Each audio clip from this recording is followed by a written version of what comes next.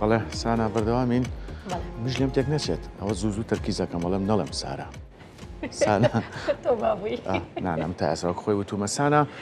ئێمە بەردەوام باز لە بەهێزبوونی گرنگی بەهێزبوونی یەکێتی نیشتیمانی کوردستانەکەین لە بەغا کەواتە هێزی تۆین لە بەغا ئەمە دەرخەری ئەو ڕاستیەیە کە پێویستە یاخود گرنگی یەکێتی نیشتیمانی کوردستانە لە بەغداد. بەسپاسەوە ئێمە میوانێکمان هەیە لە شاری کەرکووکە گفتوگۆ و قسەی لەسەر ئەم بابەتە لەگەڵاکەین. ئەویش بەڕێز ئارام محەممەدە ناسراوە بە ئارام حەساری کاندیدی ژمارە 5 لە لیستی 222 یەکێتی نیشتیمانی کوردستان لە بازنەی کەرکووک. کاک ئارام بەیانیت باش ئەگەر خۆشت جارێککە ژمارەی کاندیدبوون و لیستەکەت بۆ بینەرانی کورسان نیوز بخەیتە ڕوو.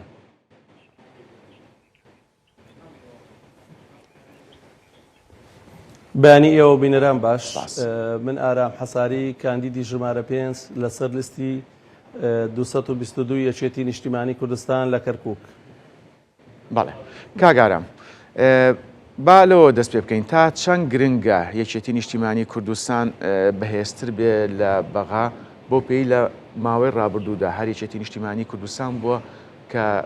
زۆربەی گرفت و کێشەکانی نێوان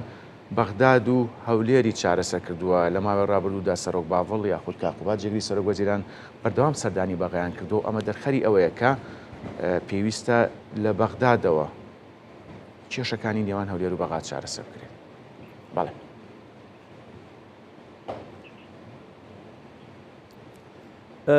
یەکێتی نیشتیمانی کوردستان ڕۆڵێکی گرنگی لە ناوچەکە بەگشتی هەبووە بە تایبەتی لەسەر ئاستی عێراق و هەرێمی کوردستان ڕۆڵێکی گرنگی جێڕاوە بۆ ئاساییکردنەوەی دۆخەکە بۆ گەڕانەوەی موچە بۆ موچەخۆرانی هەرێمی کوردستان بۆ ئاساییکردنەوەی پەیوەندیەکانی نێوان هەرێمی کوردستان و حکوومەتی عێراق بە تایبەتی سەرۆک باڤڵ جەلال تاڵەبانی دەورێکی کاریگەری بینی لە هەم لە ئاساییکردنەوەی ئەو گرژی و ئاڵۆزی لە نێوان هەرێم و بەغدا هەبوو لەسەر مەسەلەی نەوت و مەسەلەی بودجە و مەسەلەی موچە. بەڕێز کاک باڤڵ سەرۆکی یەکێتی نیشتیمانی کوردستان چەند جارێک سەردانی بەغای کرد زنجیرەیەک کۆبنەوەی گرنگی لەگەڵ لایەنە سیاسیەکانی عێراق ئەنجامدا توانی لە کۆتاییدا سەرکەوتن مسۆگر بکات هەم بۆ ئاساییکردنەوەی پەیوەندیەکانی نێوان بەغا و هەرێمی کوردستان هەم بۆ گەڕانەوەی موچە بۆ موچەخۆرانی هەرێمی کوردستان کە ئەوە قوتی خەڵک بوو و ژیانی خەڵکی پێوە بند بوو. هەموو ئەمانە دەستکەوتی گرنگ و ڕۆڵی گرنگی یەکێتی نیشتیمانی کوردستانە لە عێراق. باشە کاگارام وەکو یەکێتی نیشتیمانی کوردستان خۆی دەڵێت کە ئەم قۆناغێکی جیاوازە و قۆناغێکی کاریگەرە چونکە بڕیارە گرنگ و استراتیژیەکان و بنکەی استراتیژی لە بەغدا و بڕیارە گرنگەکان لە بەغداوە دەدرێت. تا چەند ئەم قۆناغە نوێیە کاریگەری هەیە لەسەر خەڵکی هەرێمی کوردستان و با بڵێن تامینکردنیەوەی کە خەڵکی هەرێمی کوردستان لە دوای ئەم قۆناغە و ئەم هەڵبژاردنەی کە ئەنجام ئەدرێت لەوە دڵنیا بن کە یەکێتی نیشتیمانی کوردستان لە بەغداد پشت و پەنایەنە.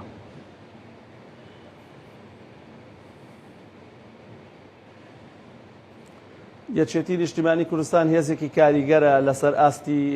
هەم عێراق و هەم لەسەر ئاستی ئەقلیمی و هەم لەسەر ئاستی نێودەوڵەتیش یەکێتی پێگەیەکی گرنگی هەیە و یەکێتی هێزێکی کاریگەرە لە ناوچەکە و توانیوێتی گۆڕانکاریەکان لە ئاستی گۆڕانکاری نێوخۆیەکان لە ئاستی گۆڕانکاری ئەقلیمیەکان یەکێتی ڕۆڵی هەبێت یەکێتی دەوری کاریگەری هەبێت. بۆیە هەر لە دوای پرۆسەی ئازادی عێراقەوە یەکێتی نیشتیمانی کوردستان لەسەر ئاستی عێراق ڕۆڵێکی گرنگی جێڕاوە و پێگەیەکی گرنگیشی هەیە لە ناوچەکە و گوێی لێ ئەگیرێ لەلایەن لایەنە عێراقیەکان لەسەر ئاستی حکوومەتی عێراق. بۆیە یەکێتی توانیوێتی لە هەموو هەنگاوەکان قۆناغ بە قۆناغ خۆی بگونجێنێ لەگەڵ سیاسەتی هەمە چەشنەی عێراق و لەگەڵ کوتلە سیاسیەکانی عێراق و لەگەڵ ئەحزابە سیاسیەکانی عێراق و لەگەڵ ناوچەکە یەکێتی توانیوێتی لە هەموو ئەم قۆناغانە بەسەرکەوتوانە دەوری کاریگەر بجێڕێ و بتوانێ خۆی بگونجێنێ لەگەڵ سیاسەتی ئیستایی ناوچەکە. بۆیە هەم خەڵکی کەرکووک بە تایبەتی و خەڵکی کوردستان بەگشتی ئومێدیان بە یەکێتی نیشتیمانی کوردستانە کە هێزێکی کاریگەرە ئەتوانێ داکۆکیکەرێکی سەرسەخت بێ بۆ بەدیهێنانی ئاواتەکانیان بۆ بەدیهێنانی ئامانجەکانیان و خەڵکی کوردستان ئومێدیان بە یەکێتی نیشتیمانی کوردستانە و چاویان لە یەکێتی نیشتیمانی کوردستانە بۆ ئەوەی ئەو خزمەتگوزاریانەی کە ئێستا هەنگاوی باش و زۆر پێشکەوتنی بەخۆیەوە بینیوە لە کەرکووک زیاتر و زیاتری بکات و ئەوەش هەر بە تەنها بە یەکێتی نیشتیمانی کوردستانەکرێت. باشە کاگارام وەک هەمیشە لە هەموو سەردەمێکدا کەرکووک پێگەیشی گرنگی لەلای یەکێتی نیشتیمانی کوردستانەوە هەبووە. پرسم ئەو گرنگی و بایەقدانە لە چێوە سەرچاوەی گرتووە؟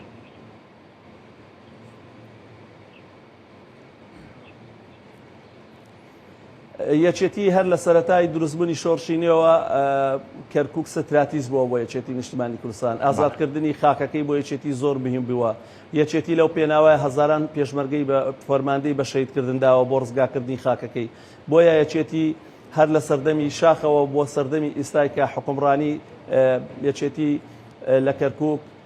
گرنگی بە خزمەتگوزاری داوە، گرنگی بەوە داوە کەرکووک دۆخی کەرکووک ئاسایی بکاتەوە، گرنگی بەوە داوە جەماوەری کەرکووک کۆمەڵانی خەڵکی کەرکووک بە یەک چاو تەماشا بکە و خزمەتگوزاریان پێبگەێنێەوە بتوانێت لەسەر ئاستی هەم نێودەوڵەتیەوە هەم لەسەر ئاستی ئیقلیم و هەم لەسەر ئاستی عراقیش کار بۆ ئەوە بکات مادەی 140 جێبەجێ بکرێت بۆ ئەوەی دۆخی کەرکووک ئاسایی بێتەوە و ئەو زەوی زارانەی کە پێشتر لە سەردەمی حکومەتی بەعەس دەستی بەسەردا گیراوە بگەڕێتەوە بۆ خاوەنە ڕەسەنەکانی خۆیان. یەکێتی کار بۆ خزمەتکردنی خەڵکەکە لە کەرکووک و کار بۆ ئەوە کات هەموو خەڵکی کەرکووک بە یەک چاو تەماشا بکات لە خزمەتکردن و لە گەیاندنی کارە خزمەتگوزاریەکان بۆیان. بۆیە یەکێتی احتمامێکی زۆری بۆ کەرکووک هەیە و هەر لە دوای پرۆسی ئازادیشەوە یەکێتی توانیوێتی هاوکاری گەڕانەوەی ئاوارەکان بکە و هەوڵی ئەوەی داوە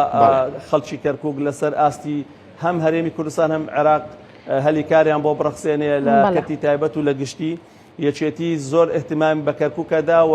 ڕابردووە بووە لە داهاتووشوا بێت. باشە کاگارم کەرکووک فراپێکاتە و فرامەزهەب و فرەنەتەوەیە. یەکێک لە بابەتە گرنگەکان لە کەرکووک هەمیشە باسی لێوە دەکرێت مەسەلەی پێکەوە ژیانە. یەکێتی نیشتیمانی کوردستان لە مێژووی خۆدا و لە سەردەمی ڕەوانشاد سەرۆک مام جەلالەوە تاوەکو ئێستا هەمیشە گرنگی بە پێکاتەکانی دیکەشدا و هاوشێوەی خەڵکی کەرکووک خۆی. ئەمە تا چەند ڕووبۆتەوە بۆ پێکاتەکانی کەرکووک و هەروە بۆ خەڵکی کەرکووک کە تەنها یەکێتی نیشتیمانی کوردستانە دەتوانێن پێکەوە ژیانە لە کەرکووک و ئەو ئارامی و سەقامگیری و هەڵسەنگە لە کەرکووک ڕابگرێت کە هیچ دانێکی تر ناتوانن ئەم پێکەوە ژیان و سەقامگیری ڕابگرێت.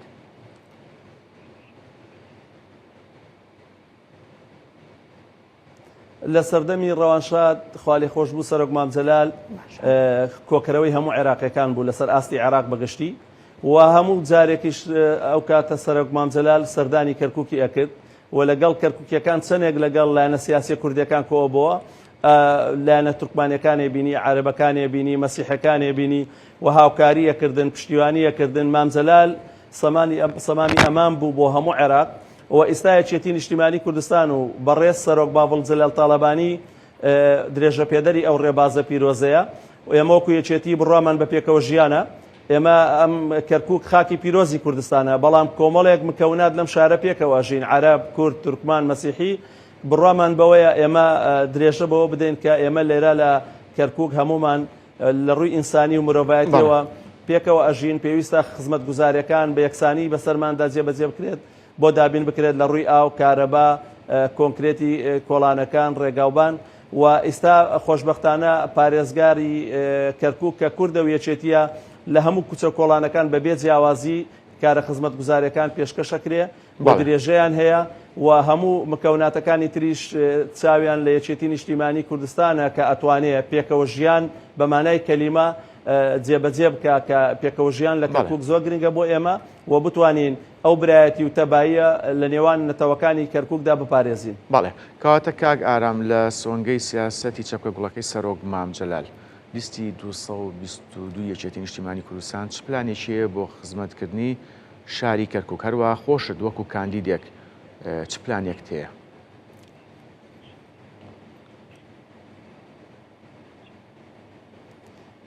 لستی 222 یەکێتی نیشتیمانی کوردستان لستی شەهیدانە، لستی پێشمەرگە دێرینەکانە، لستی تێکۆشەرانی یەکێتیە، لستی جەماوەری یەکێتیە، لستی دۆست و لایەنگرەکانی یەکێتیە، لستی خەڵکی کەرکووکە بە هەموو پێکهاتەکانیەوە. پەیامی ئەو لیستە بۆ خەڵکی کەرکووک زیاتر و زیاترکردنی کارە خزمەتگوزاریەکانە بۆیان سەقامگیرکردنی ئاشتی و ئاسایش لە کەرکووک و ئەو لیستە پەیامی ئەوەیە برایەتی و پێکەوەژیان لە کەرکووک زیاتر احتمام پێدا. ئێمەش وەکو کاندیدەکانی یەکێتی نیشتیمانی کوردستان لە کەرکووک و من وەک کاندیدی ژمارە 5 بەڵێ نەدەین کە لە داهاتوودا زیاتر ئەرکی خۆمان بۆ خزمەتکردنی کۆمەڵانی خەڵکی کەرکووک بەبێ جیاوازی و خزمەتیان بکەین و پشتیوانیان بکەین و داکۆکی لە مافەکانیان بکەین. باشە کاگارە من ڕەنگە یاخۆ هەر کەسێکی دیکە بەڵێن ئەوەی دابێت بەخۆی توێ من دەنگ نایەم یاخۆ هێشتا خۆم یەکلا نەکرێتەوە دەنگ بە چ لایەنێکەیە. بەڕێستان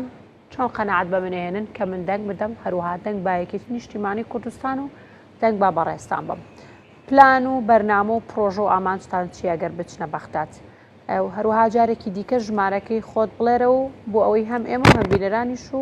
هەم چاوی کورسات نیوز ئاشنا بن بە بەڕێزت. ئەمەش کۆتا پرسیارەوە نیسانە؟ بەڵێ.